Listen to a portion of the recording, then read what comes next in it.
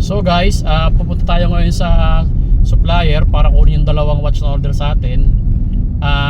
At dadalhin din agad natin doon sa buyer natin ng dalawang relo na yun. So stay tuned lang guys. Bali yung challenge natin na 10,000, target 100,000 is ito na. Bali mo umpisa na natin. Meron na agad nag-inquire. Actually hindi lang dalawa, meron pang isa na ayaw kasi magpa-video. Pero so, guys, ito yung ginastos ko.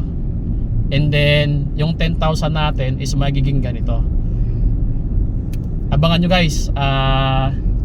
Pupuntahan mo natin yung supplier, tapos diretso tayo sa buyer. So let's go. Guys, nakuha natin ang supplier ng mga relo. Ngayon dalhin naman natin ngayon sa mga buyer. So samahan nyo kami guys.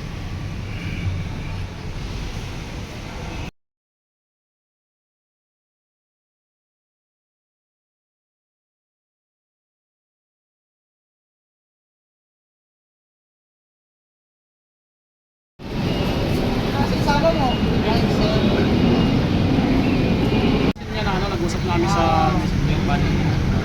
Tropa naman, so yung payment, kami na nag-usap na. So, ito yung pre.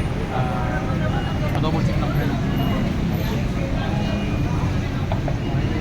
Ito rin yung sa ticket.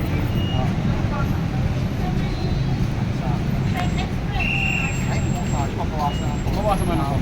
Bali, ito lahat ng mga alam. Same lang naman yung pre. Yung oras pareho. Ay hindi, set mo pa. Parehas lang? Parehas lang ba? Okay lang naman yun. Okay.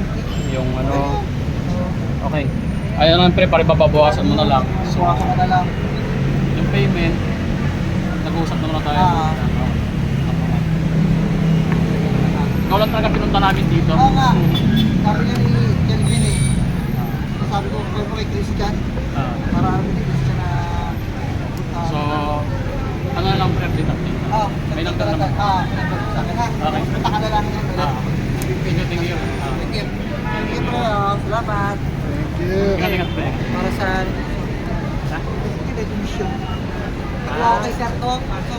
Kulang kasi. Kain muna tayo, hanap tayo ng only rice kasi medyo nakakagutom. Ano pa nga ba? Dandin.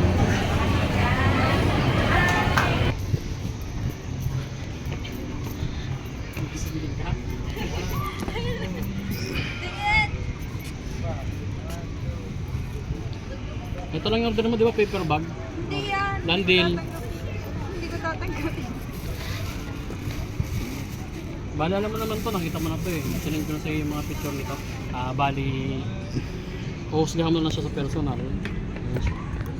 Ganda nito, galing pumili nito guys. Oh? Michael Jordan. Hindi, Michael Kors. So yan, ayaw niya magpakuha. Uy! Ay. Ano namang ihampas? Oh. Guys, tignan nyo. Maganda yan, boss. Diba? Tsaka makikita mo naman yung pagka-elegance niyan. Yung mga stone sa loob, tsaka Shiny siya oh. ganda. Tatanggalin na lang yung plastic. Sige, para mas makita. Ito yung napili niya bukod sa mga ano.